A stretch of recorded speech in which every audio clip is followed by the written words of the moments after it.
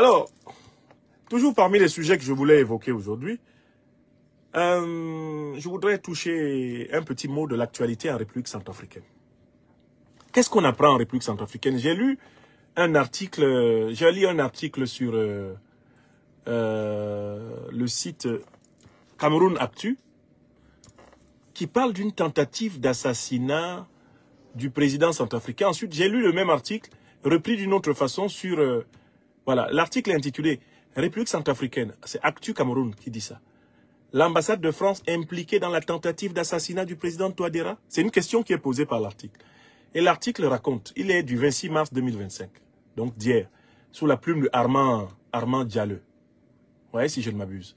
L'article dit « L'histoire de la tentative d'assassinat du président sortant Touadéra et de l'un de ses conseillers, Sani Yalo, a été largement diffusée sur les réseaux sociaux et dans les médias. Le 19 mars 2025, des agents de l'Office central de répression du banditisme ont arrêté Christian et Euseb Dondra, frère de l'ancien Premier ministre centrafricain Henri-Marie Dondra. Henri-Marie Dondra, c'est un ancien Premier ministre centrafricain qui avait été nommé, puis par la suite déposé de ses fonctions par le président Faustin Archange Touadéra. Selon le parquet de Bangui, les deux frères ont comploté pour changer le pouvoir en République centrafricaine et renverser l'ordre constitutionnel. Le parquet précise également que les conspirateurs avaient l'intention d'empoisonner le président et son conseiller avec des cigares et du whisky. Dans sa déclaration sur la tentative d'assassinat du président, le parquet fait référence à un enregistrement audio dans lequel les frères Dondra discutent des détails de l'assassinat.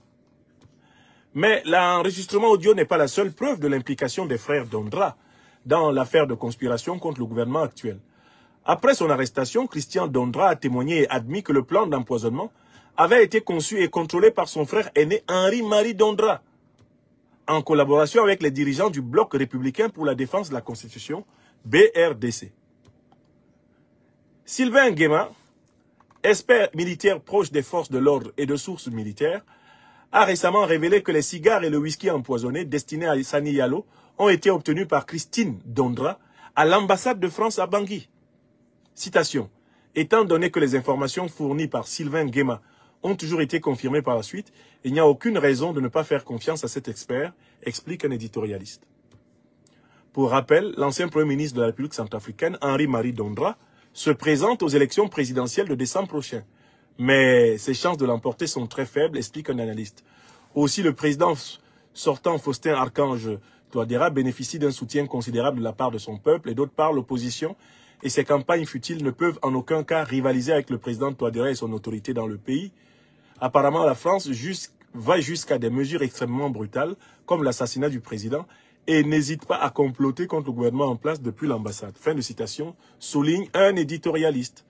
Bon, voilà l'article qui m'a mis, pour ainsi dire, la puce à l'oreille. Et puis, j'ai retrouvé plusieurs articles similaires, comme celui sur le média iranien Presse TV.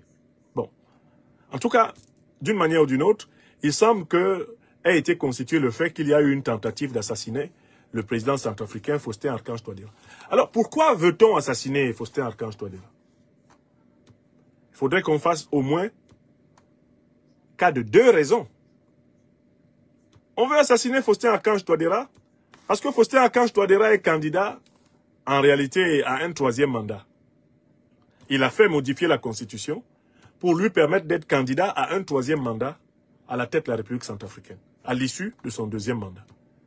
Ce qui fait que Faustin Archange Touadéra est désormais assimilable à ces chefs d'État africains qui cherchent à avoir la présidence à vie à la tête de leur pays. Donc, ceux qui ne veulent pas de la présidence à vie à la tête de la République centrafricaine cherchent à l'éliminer. Parce qu'eux aussi veulent être présidents. Écrivez ça. Ça, c'est la première raison. Je reviendrai sur chacune des raisons. La deuxième raison, c'est que Faustin Archange Touadéra, en fait, c'est quelqu'un qui ne semble pas avoir pris acte du fait qu'il avait rompu avec la France-Afrique et que le néocolonialisme français ne pardonne jamais aux hommes d'État africains d'avoir même eu l'intention de rompre avec lui. Donc, c'est dans l'intérêt du néocolonialisme français que Faustin Archange Touadéra disparaisse. Parce que son exemple risque de faire tache d'huile parmi les hommes d'État, les hommes et les femmes politiques centrafricains et africains. Le néocolonialisme français a tout intérêt à ce que Touadéra finisse mal. Vous voulez voir un exemple d'un président qui a mal fini? Mais pourtant qui semblait avoir arrangé son sort avec les néocolons français? Vous cherchez un exemple? Bon, on va prendre un exemple déjà en Centrafrique.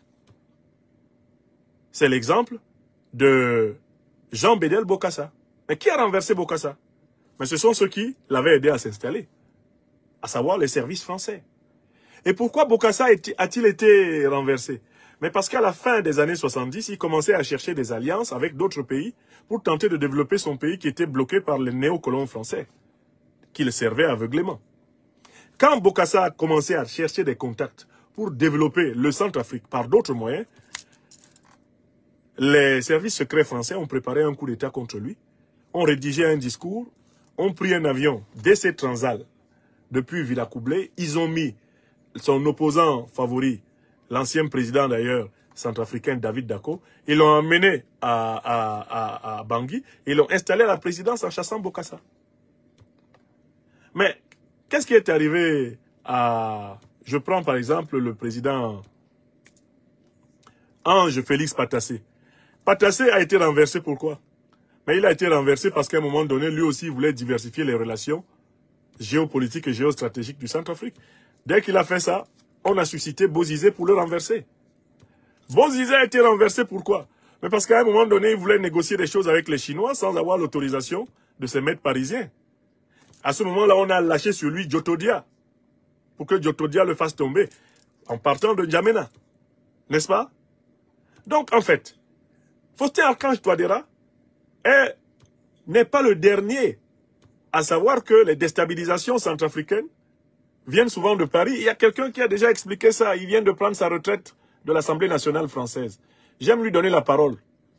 C'est André Chassaigne. Monsieur Chassaigne, racontez-nous un peu, vraiment avec votre conscience solide, qui déstabilise la République centrafricaine depuis très longtemps. Parce que, apparemment, Touadéra fait comme s'il ne savait pas qu'il déstabilise son pays depuis très longtemps. Depuis qu'il a eu l'occasion de revenir à Paris, de boire du bon champagne, de prendre de belles photos, il a oublié les fondamentaux de la situation, apparemment.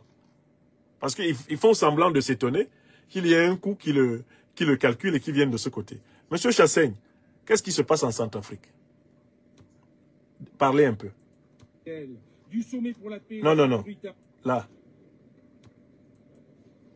La parole est au député André Chassaigne. C'était en 2013.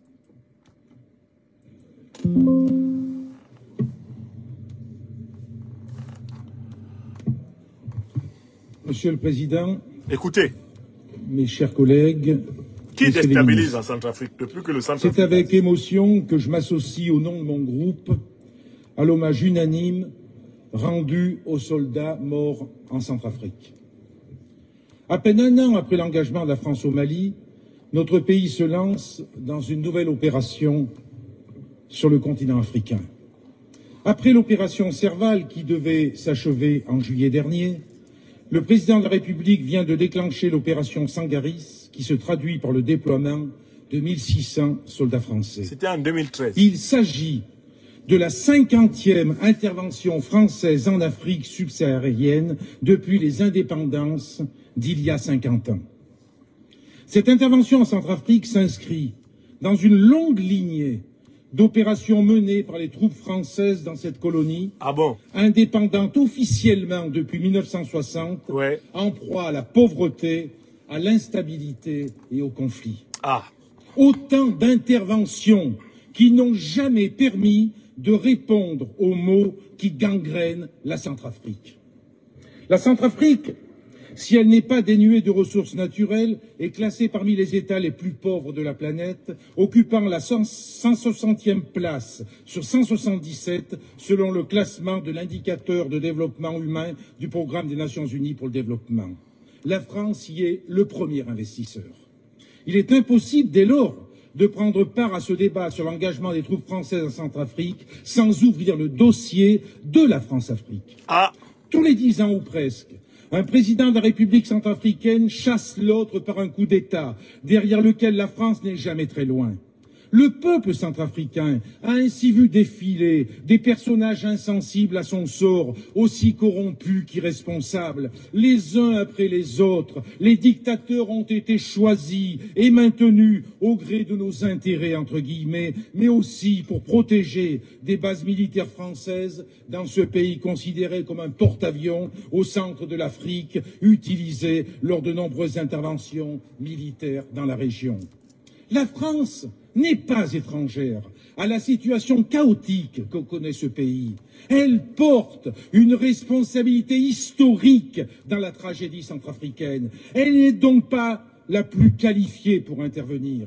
C'est un paramètre que nous ne pouvons pas ignorer, même si, je le dis clairement, il n'est pas question de tergiverser pour la protection des populations civiles, premières victimes des violences sanglantes qui déchirent ce pays. Monsieur le ministre des Affaires étrangères a déclaré, face à la communauté française de Bangui le 13 octobre dernier, je cite, « Sachez que l'amitié traditionnelle qu'a portée la France à la Centrafrique, nous voulons la manifester de nouveau pour aujourd'hui et pour demain. » Pourtant, l'amitié du colon pour le colonisé est marquée par de sombres affaires.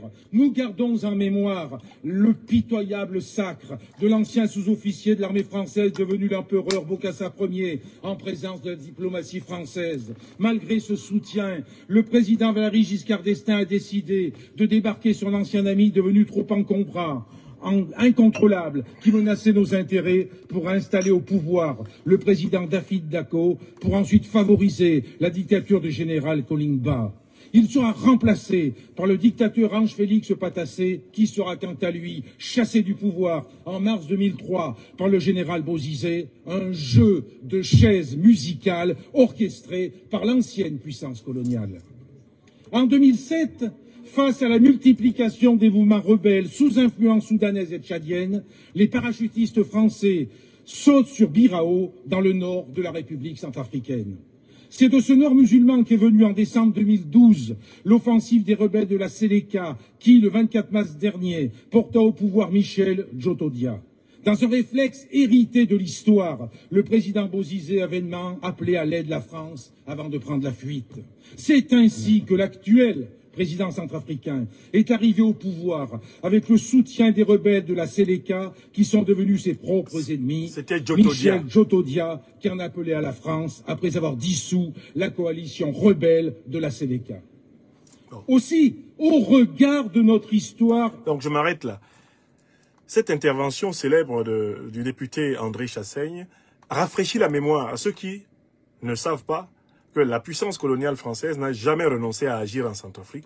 Et surtout, depuis qu'elle a perdu une partie de son influence avec l'arrivée de l'alliance du Centrafrique avec la Russie, la France n'a pas renoncé. Elle se bat pour retrouver sa position en Centrafrique. Très bien. Donc, Faustin-Archange Touadéra est peut-être le dernier à savoir ou à vouloir comprendre que dès lors qu'il a osé diversifier ses relations géopolitiques et géostratégiques au détriment de la France, eh bien, la classe politique française ne le lui pardonnera jamais. Et qu'à la première occasion, cette classe politique qui est fortement néocoloniale l'éliminera. Bon, Faustin-Archange Touadéra, j'ai l'impression que ces dernières années, il fait semblant d'oublier ça. Tant pis pour lui s'il continue à l'oublier. Mais il y a une troisième raison pour laquelle Faustin-Archange Touadéra est menacé. Il a fait entrer un loup dans la bergerie centrafricaine. Il a fait entrer un autre loup dans la bergerie centrafricaine, qui n'est pas connu pour sa loyauté dans les affaires, qui n'est pas connu pour sa fidélité et pour son amour de l'Afrique. Quel est ce loup? C'est le Rwanda de Paul Kagame. C'est le Rwanda de Paul Kagame. On ne sait comment Faustin-Archange Touadéra s'est débrouillé pour que la puissance qui déstabilise la République démocratique du Congo ait des troupes à l'intérieur de la République centrafricaine. Et même qu'une partie de sa garde personnelle soit faite de Rwandais. Mais qui sont les soldats rwandais? Ils sont sous les ordres de Kagame. Kagame, qui est-il? Kagame est une marionnette de l'OTAN. Donc Kagame, Touadéra qui est là, il est à la merci de l'OTAN à travers Kagame. Écrivez ça. Non seulement ses adversaires politiques, qui voient d'un mauvais œil sa présidence à vie, vont chercher à l'éliminer, mais L'ancienne puissance coloniale va chercher à le punir, mais le Rwanda peut agir, notamment sous l'impulsion de l'OTAN, pour le dégommer. Mais il y a tellement de facteurs pour dégommer Touadéra. Mais il y a un quatrième facteur prêt à dégommer Touadéra. Vous savez qui est ce facteur? Quel est le quatrième danger que court le président Touadéra? Je suis désolé, le quatrième danger qu'il court, c'est lui-même. C'est la surestimation de ses capacités intellectuelles, tactiques et géostratégiques. Il se surestime. Alors, la République centrafricaine a connu une histoire tellement mouvementée qu'elle n'a pas produit un nombre énorme de grands intellectuels en tout domaine. Le président Touadéra fait partie des grands intellectuels de son pays. C'est un professeur des universités en mathématiques formé à Yaoundé et à Lille. D'accord? Donc, il fait partie des grands intellectuels de la République centrafricaine. Il fait partie des tout grands chercheurs de son pays. Mais je pense qu'il est habité par l'illusion d'être le plus intelligent des Centrafricains. Or, quand quelqu'un est habité par une chose pareille, il est en danger. Parce que, s'il tenait compte de toute l'histoire de la République centrafricaine, il n'aurait pas pris tous les risques que je viens de compter. Premier risque, se mettre l'opposition centrafricaine à dos, puisque là, maintenant, on le considère comme un dictateur qui veut conserver le pouvoir comme Paul Biya au Cameroun. Il a couru ce risque. Deuxième risque que monsieur s'engage à courir, retourner, après avoir pris une alliance avec la Russie, retourner peu ou prou entre les mains de Paris. Deuxième risque. On l'a bien vu ces derniers temps, rétro-pédaler, venir chercher 10 millions d'euros d'aide au développement. C'est honteux pour un pays comme la République centrafricaine. Troisième risque. Il retourne, il fait entrer le Rwanda. Et faire entrer le Rwanda, c'est faire entrer l'OTAN. Quatrième risque, lui-même passe son temps à penser que lui seul peut avoir la solution à tous les problèmes des Centrafricains. Donc quand il dort, par exemple, quand il est en train de dormir, il n'y a pas de solution en Centrafrique. Il faut que lui se réveille. Même si c'est à 11h, midi 30, 13 ou 14h qu'il se réveille, le Centrafrique va attendre que le grand cerveau, président Touadéra, se réveille pour faire. Voilà un gros problème pour un pays. Quand un individu aspire tous les pouvoirs et finit par avoir l'illusion que tout doit passer par lui pour se faire, le pays est bloqué. Enfin, je voudrais faire une remarque sur le casting des gouvernements centrafricains. Moi, j'ai observé que le gouvernement centrafricain est redevenu un gouvernement france-africain après notamment le départ de la ministre de la Défense. J'ai oublié son nom me reviendra peut-être. Il y avait une ministre de la Défense, une dame, anciennement ambassadeur de la République centrafricaine en Côte d'Ivoire. Notre sœur là, son nom m'a échappé. Celle qui a négocié notamment les accords avec la Russie. La ministre de la Défense là. Vous vous souvenez d'elle? S'il y a des Centrafricains là, s'il vous plaît, écrivez-moi le nom de ma sœur là. Je connais bien le nom, mais son nom ne me revient pas. Celle qui était ministre de la Défense, au moment de la négociation à chaud de l'accord de défense avec la Russie.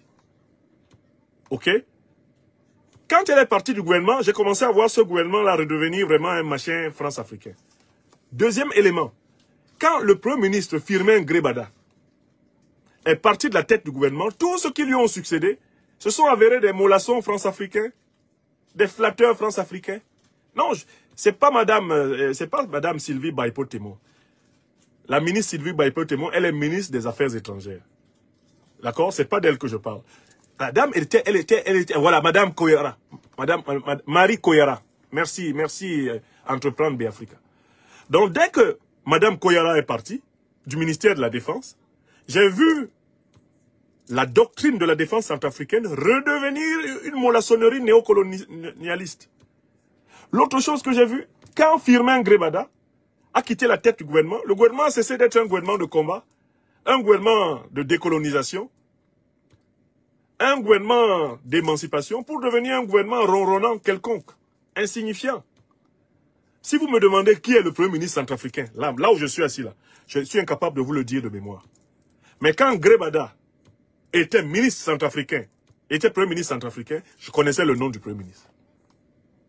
Quand Grébada Firmin était Premier ministre, je connaissais le nom. Quand Madame Koyara était ministre de la Défense, l'Afrique commençait à connaître qui est le nom du ministre de la Défense. Au point que dans ce gouvernement centrafricain-là, le seul nom qui m'est resté à l'esprit, c'est celui de la ministre des Affaires étrangères, Madame Sylvie Baipo-Témon. Les autres là, Vraiment, je ne peux pas vous dire qui c'est. Tellement, le gouvernement centrafricain est devenu quelconque. Est-ce que vous savez l'un des types qui a rendu ce gouvernement quelconque? Et que le président Touadéra a nommé à la tête du gouvernement. Quel est le type qui a rendu ce gouvernement quelconque? Mais c'est Henri-Marie Dondra, l'argentier, qui est un homme très introduit dans les milieux parisiens, les milieux france-africains. C'est connu. C'est pas étonnant que lui, maintenant, il soit candidat, parce qu'il se sent soutenu par une partie, bien sûr, de l'élite politique française. Mais qui a amené Dondra là? Qui l'a amené là à la tête du gouvernement? En sachant très bien que c'est un type qui est embedded dans le milieu politique parisien. Qui l'a amené? Henri-Marie Dondra, dont les frères sont maintenant cités parmi ceux qui tenteraient d'éliminer le président Touadéra. Qui a amené ce Dondra-là à la tête du gouvernement? Qui l'a amené? Mais c'est Faustin Archange Touadéra, le président. C'est lui qui l'a amené. Quand j'ai vu ce monsieur-là, avec son teint qui varie, parce que moi là, je suis clair comme ça, c'est naissance, hein, comme on dit chez nous à Abidjan. Je suis clair de naissance. Hein. Hein, j'ai le teint de mes parents, mon père et ma mère. Ceux qui les ont connus et qui connaissent beaucoup de mes frères et sœurs savent que la plupart d'entre nous avons d'ailleurs le teint de papa et maman. Hein? Mais quand j'ai vu Dondra, j'ai vu que c'est un type qui change de couleur, comme certains de mes frères congolais là. Quand j'ai vu que Dondra change de couleur, comme Marie-Claire, en Côte d'Ivoire, c'est le nom d'Adjoumani, l'individu caméléonique. Ça là, ça m'a inquiété. Moi, les hommes qui passent leur temps à changer de couleur là, je peux comprendre que ce soit une coquetterie de femme. Mais un homme qui change de couleur,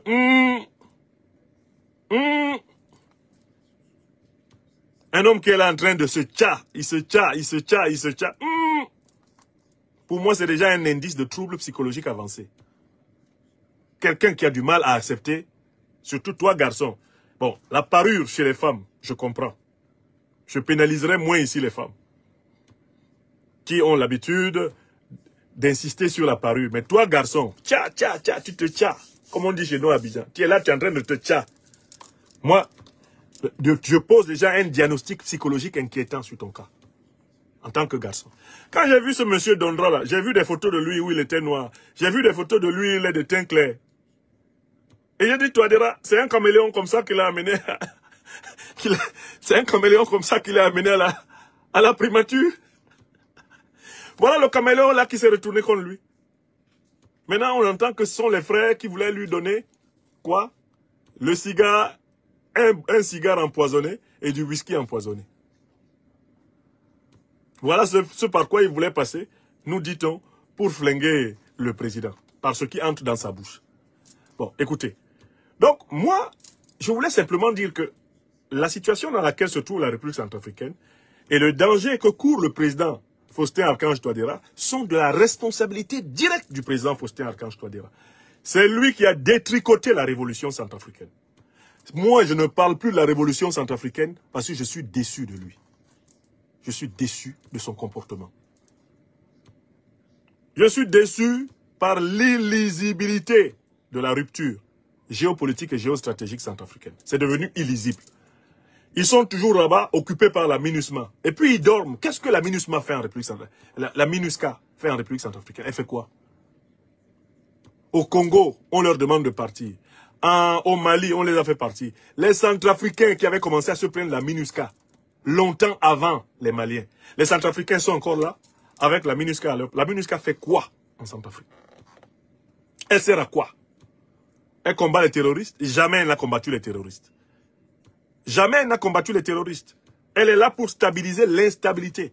C'est ce que fait la MONUSCO au Congo. C'est ce que faisait la MINUSMA. C'est ce que faisait la MINUSMA au Mali. Le Mali vit sans la MINUSMA. Or, le Mali a engagé le processus de démantèlement de la MINUSMA après que la RCA ait commencé à se plaindre de la MONUSCO, de la MINUSCA. Alors, voici donc un pays décourageant. À un moment donné, ils nous ont fait rêver en disant qu'ils allaient lancer une monnaie souveraine, une monnaie indépendante, le Sango, une monnaie numérique. Qu'est-ce que c'est devenu cette histoire de Sango? Comment voulez-vous qu'on défende un gouvernement qui n'est pas sérieux? Ils ont fait quoi de l'affaire de Sango là? Le président Touadéra, il monte, il descend. On le voit passer, il descend. le Sango qu'il a promis aux Centrafricains est où? Il y en a même qui ont investi leur argent pour acheter des parts dans cette monnaie. Investi à perte. Est-ce que c'est normal ça? Est-ce que le président Touadéra peut dire j'ai un bilan formidable et je dois rester à la tête du pays, comme Poutine reste à la tête de la Russie? Il a quel bilan comparable? Il a fait quoi? On peut comprendre même que la constitution d'un pays soit modifiée pour maintenir un président qui a transformé le pays, un président qui a apporté la prospérité. On peut exceptionnellement, Roosevelt a été reconduit 4 fois, parce qu'il était en train de sauver à chaque fois, eh bien, les États-Unis d'Amérique. Ok. Si exceptionnellement Touadéra doit faire 3-4 mandats, mais il faut que les Centrafricains voient la différence. Mais l'écrasante majorité du peuple centrafricain vit encore dans la misère. Scientifiquement, c'est incontestable. Après pratiquement 2 mandats, est-ce que le président Touadéra a sorti le peuple centrafricain de la misère? Non. Et qu'est-ce qu'il fout donc là? Pourquoi il veut être président pour un 3e mandat? Pourquoi il ne laisse pas d'autres Centrafricains essayer? Pourquoi il n'accepte pas, ne serait-ce que de respirer, d'être ancien président? C'est ça qui crée la confiance dans un pays. Pourquoi n'a-t-il pas fait émerger dans son parti des jeunes cadres qui, à leur tour, peuvent monter et gérer l'État pendant que lui, il retourne enseigner les maths à l'université, il prend même une retraite sabbatique, comme il aime la bonne vie là. Il vient s'asseoir à Kribila, dans une belle villa. Il peut rester là 2-3 ans, revenir en Centrafrique une fois tous les 3, 4, 5, 6 mois pour laisser le nouveau président gouverner. Ça lui fait quoi? C'est un homme de pratiquement 70 ans.